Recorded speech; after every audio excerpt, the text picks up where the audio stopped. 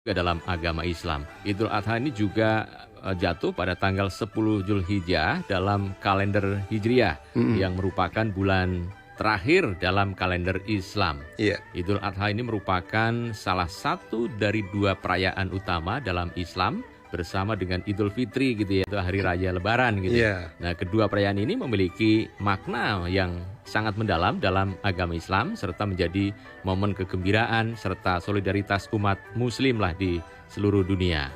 Dan masyarakat Indonesia ini biasanya juga merayakan hari raya Idul Adha dengan beribadah sholat bersama di masjid terdekat lah ya, Iya. dan kemudian menyembelih kurban. Setelahnya daging kurban ini dibagi-bagikan dan dimasak untuk dinikmati bersama seluruh anggota keluarga. Iya.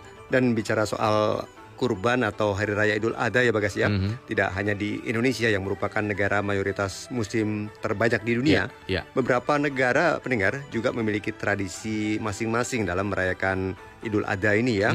Nah, di Tiongkok misalnya, meskipun muslim di Tiongkok ini masih tergolong minoritas, tapi perayaan Idul Adha di negara ini juga diadakan secara meriah Bagas. Di mana umat Islam di Tiongkok ini biasanya akan merayakan tradisi hari raya Idul Adha selama 4 hari berturut-turut Bagas.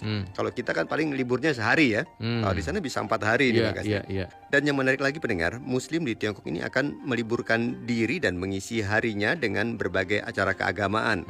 Seperti misalnya melakukan tadarus, membaca Al-Quran, bersolawat, saling memberi bingkisan satu sama lain dan bersilaturahmi dalam sebuah pesta kecil-kecilan yang diadakan untuk merayakan Idul Adha ini Bagas. Bahkan di beberapa daerah di Tiongkok sana persiapan Idul Adha biasanya dimulai seminggu sebelumnya Bagas, di mana mereka menyiapkan kue-kue, kemudian membagikan bingkisan dan juga berkumpul bersama sanak saudara yang tinggal berjauhan begitu Bagas. Iya. Jadi meskipun perayaan Idul Adha ini dirayakan hampir di semua belahan dunia, akan tetapi aktivitas perayaan Idul Adha di tiap negara ini belum tentu sama gitu Belum ya. tentu sama Bagas. Contohnya di Indonesia dan di Tiongkok tadi ya. Jadi tradisi di Indonesia baik laki-laki dan wanita sama-sama melakukan sholat di masjid begitu ya. Sementara Muslim etnis Hui di provinsi Ningxia tidak demikian begitu. Hanya para lelaki saja yang sholat berjamaah di masjid, dan usai sholat sunnah ini barulah umat muslim di Ningxia bersalaman, pulang ke rumah ataupun memotong hewan kurban. Iya. Tradisi ini bisa dibilang memang ya artinya baik di Indonesia ataupun di Tiongkok sama-sama menjadikan hari raya Idul Adha ini sebagai hari libur gitu. Akan tetapi perbedaannya mungkin di Indonesia hanya libur sehari ya. Iya. Sedangkan di Provinsi Ningxia ini seperti tadi Aksan sampaikan libur 4 hari gitu. Dan di Provinsi Xinjiang libur 3 hari begitu. Iya. Bahkan selama waktu libur itu etnis Uighur di Xinjiang ini menampilkan tarian yang khas di sana dan bernyanyi di area publik begitu. Seperti di Masjid Itkah, salah satu masjid terbesar di Tiongkok. Hal itu dilakukan sebagai bentuk penghormatan terhadap perayaan Idul Adha. Iya. Dan pendengar, tidak hanya di Xinjiang, di Beijing, di ibu kota Tiongkok Bagas, umat muslim juga merayakan Idul Adha dengan menggelar sholat Id di sejumlah masjid yang tersebar di ibu kota Tiongkok ini. Nah, salah satunya adalah Masjid Niucie. Nah, biasanya umat muslim di sana pendengar sejak pagi sudah datang ini Bagas untuk melaksanakan sholat Id di masjid ini. Dan untuk diketahui, Masjid Niucie ini model bangunannya bergaya tradisional Tiongkok Bagas, dengan dominasi warna merah bata dengan 2 menara mirip kuil begitu ya. Dan menariknya, masjid ini pernah dikunjungi oleh Presiden Abdurrahman Wahid atau Gus Dur pada tahun 2000-an begitu ya, dan Presiden Joko Widodo pada tahun 2017 yang lalu. Sehingga wisatawan dari Indonesia biasanya menjadikan Masjid Niucie ini sebagai salah satu tujuan saat berwisata ke Beijing Bagas. Dan setelah melakukan sholat Id, mereka kembali pulang dan berkumpul dengan keluarga, kemudian bersantap bersama dengan aneka sajian. Biasanya mereka mulai makan aneka makanan ringan dulu Bagas, seperti buah kering dan kue-kue kering khas Tiongkok Bagas. Iya. Dan Tiongkok sendiri memang ada 2 provinsi yang etnis mayoritas Muslim gitu ya, yakni di Xinjiang dan juga Ningxia. Di Xinjiang mayoritas etnisnya memang adalah Uighur yang identik dengan Muslim. Nah, selain itu juga di Ningxia yang mayoritas etnisnya adalah Hui, ini juga identik dengan Muslim. Iya. Dan memang bila dibandingkan secara total populasi, jumlah etnis Muslim di Indonesia dan Tiongkok sangat jauh berbeda gitu ya. Indonesia sekitar 87% dan Tiongkok hanya 1-2% dari total penduduknya. Namun demikian, kendati minoritas toleransi beragama di Tiongkok cukup tinggi begitu Aksan. Bahkan mereka melakukan penghayatan dan penghormatan terhadap perayaan Idul Adha. Nah, di Tiongkok sendiri terdapat sekitar 20 juta umat Muslim yang terdiri atas 10 etnis. Dari ke-10 etnis Muslim itu yang paling besar populasinya adalah Uighur, Hui, dan juga Kazakh. Iya. Nah, pendengar, ada tradisi menarik dari perayaan Idul Adha di Tiongkok di mana orang-orang biasanya akan membersihkan rumah, baik bagian luar dan dalam rumah, Bagas. Dan orang-orang akan menyiapkan juga baju baru atau baju terbaik mereka ya untuk dipakai di hari raya. Dan mereka kemudian menyembelih ternak dan daging hasil ternak yang mereka sembelih tersebut kemudian akan dibagikan kepada orang-orang yang membutuhkan. Nah, ini sama seperti bagaimana merayakan Idul Adha di Indonesia juga ya, Bagas ya.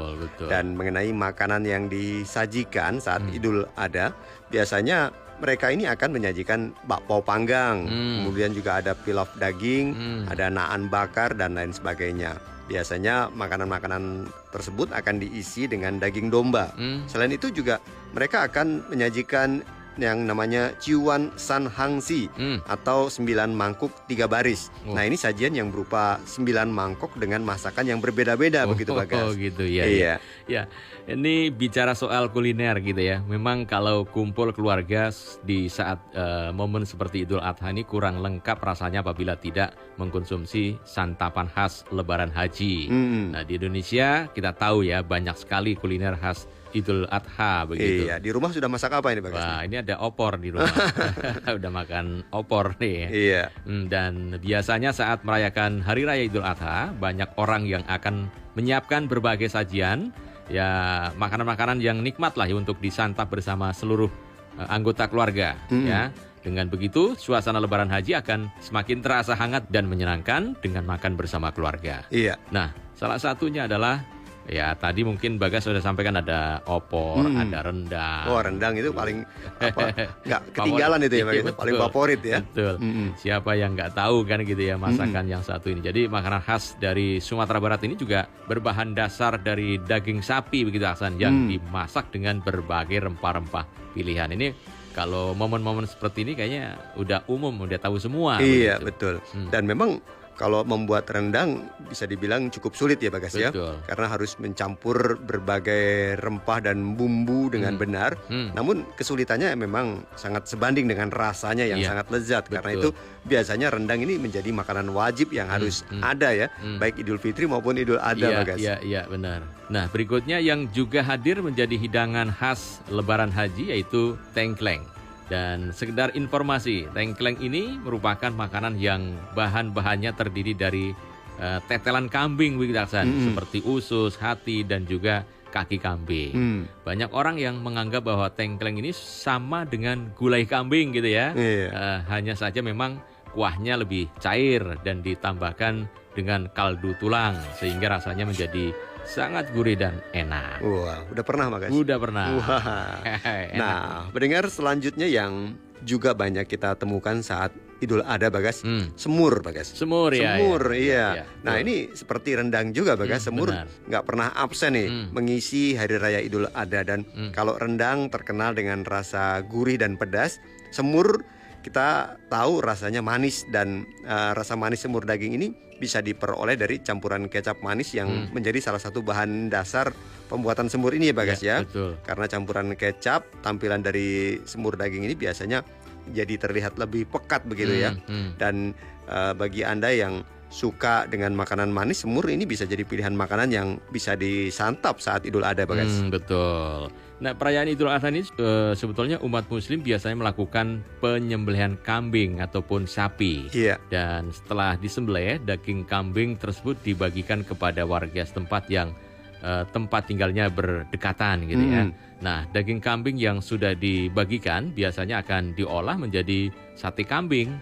Ya, ini pendengar mungkin bisa memilih untuk makan sate kambing dengan bumbu kecap ataupun bumbu kacang. Nah, ini bisa macam-macam lah caranya untuk dimasak atau seperti apa begitu. Betul. Dan biasanya sate kambing selalu menjadi makanan khas ini saat Idul Adha, Bagas. Betul. Yang bisa menambah keeratan antar tetangga begitu ya. Karena kita bakar sama-sama ini, Bagas, di halaman rumah begitu ya. Benar. Karena memang pembuatan sate kambing yang seringkali dilakukan bersama-sama ini bisa membuat antar tetangga ini jadi saling mengenal, yang biasanya juga nggak pernah ketemu atau cuma selo gitu ya, gitu ya. Tapi sekarang bisa saling ngobrol begitu, Bagas ya. Karena momennya tepat, udah libur, hari besar gitu kan, bisa kumpul. Nah, tapi juga harus diingat kalau makan sate kambing ini jangan sampai terlalu berlebihan, Bagas, karena bisa kolesterol nanti.